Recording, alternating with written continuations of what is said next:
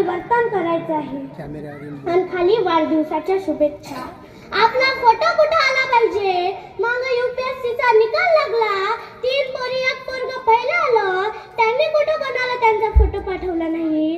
लोक त्यांचे फोटो पाहायला आले, लोकांनी त्यांचे फोटो टेरेसला ठेवले. आपला शोध घेत लोक आपल्या घरापर्यंत आली पाहिजे, हे संतांना महापुरुषांना आपल्याकडून अपेक्षित आहे.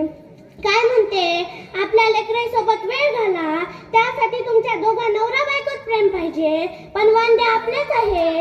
हे म्हणते संसार मायामुळं, आणि हा म्हणते मी आहे म्हणून तू टिकून राहिली, मी आहे म्हणून तुला नांदून राहिलो.